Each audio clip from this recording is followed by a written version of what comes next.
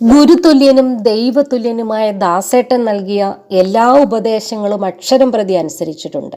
സംഗീത വഴിയിൽ ഇതുവരെയുള്ള യാത്രയിൽ വലിയ ഊർജമായിരുന്നു ആ ഉപദേശങ്ങൾ. പക്ഷേ അദ്ദേഹം പറഞ്ഞ ഒരു വാക്ക് മാത്രം പാലിക്കാനായില്ല.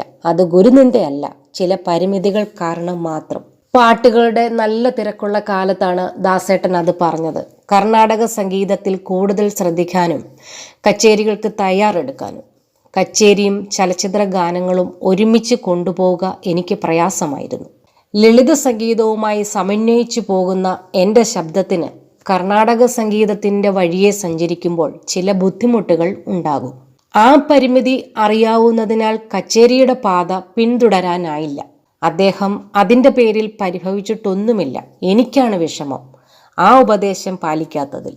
മലയാള നാടിന് കിട്ടിയ പുണ്യമല്ലേ ആ ശബ്ദം. എത്രയെത്ര ഗായകർ നമുക്കുണ്ടെങ്കിലും ദാസേട്ടൻ്റെ ശബ്ദമാധുരിയുമായി ഉപമിക്കാൻ അതൊന്നും പോരാ. അദ്ദേഹത്തെക്കുറിച്ച് എത്ര കാലങ്ങളായി പറയുന്നു. പുതുതായി ഒന്നും പറയാൻ ആർക്കും ഉണ്ടാവില്ല. എങ്കിലും ശബ്ദത്തിൻ്റെ മധുരിമ നിലനിർത്താനുള്ള അദ്ദേഹത്തിൻ്റെ ത്യാഗം ഒന്ന് വേറെ തന്നെയാണ്. എല്ലാ ദിവസങ്ങളിലും പരിശീലനം. അതിപുലർച്ചെയൊക്കെ എത്ര സമയമാണ് പരിശീലനം. പരിപാടികളുള്ള ദിവസങ്ങളിൽ അദ്ദേഹത്തിൻ്റെ കൃത്യനിഷ്ഠ എടുത്തു പറയാതെ വയ്യ.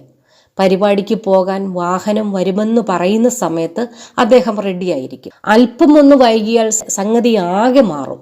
വിദേശത്ത് പോകുമ്പോൾ ശനി ഞായർ ദിവസങ്ങളിലാകും സ്റ്റേജ് പ്രോഗ്രാമുകൾ.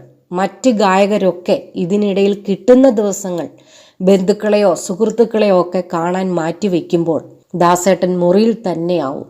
ഓരോ ദിവസവും ഒരു കീർത്തനമെങ്കിലും പഠിക്കും. കച്ചേരിയാണെങ്കിൽ പ്രത്യേകിച്ചു. സംഗീതത്തിനായി ഒഴിഞ്ഞുവെച്ച പുണ്യജീവിതമാണ് അദ്ദേഹത്തിൻ്റെത്. റെക്കോർഡിങ്ങിന് സ്റ്റുഡിയോകളിൽ ശ്രദ്ധിക്കേണ്ട ചെറിയ ചെറിയ കാര്യങ്ങൾ പോലും വളരെ ഗൗരവത്തോടെ പറഞ്ഞു തരും. ശബ്ദത്തിൻ്റെ ഏറ്റക്കുറച്ചിലുകൾ വരാതിരിക്കാൻ മൈക്കുമായി എത്ര അകലം പാലിക്കണമെന്നും വാക്കുകളും അക്ഷരങ്ങളും എങ്ങനെയൊക്കെ ഉച്ചരിക്കണമെന്നും കൃത്യമായ മാർഗനിർദ്ദേശങ്ങൾ അദ്ദേഹം നൽകും. ഇതിലേറെ ആ പുണ്യത്തെക്കുറിച്ച് എന്ത് പറയാൻ. മലയാളിക്ക് ജീവിതത്തിൽ ഒഴിവാക്കാനാവാത്ത സുപ്രധാന കാര്യങ്ങളിൽ ഒന്ന് ദാസേട്ടൻ്റെ പാട്ടുകളാണ്. എക്കാലവും നമ്മോടൊപ്പം അദ്ദേഹം ഉണ്ടാവണമെന്നതാണ് ആഗ്രഹം. സർവശക്തൻ അദ്ദേഹത്തിന് ദീർഘായുസ്സും ആരോഗ്യവും എപ്പോഴും നൽകട്ടെ.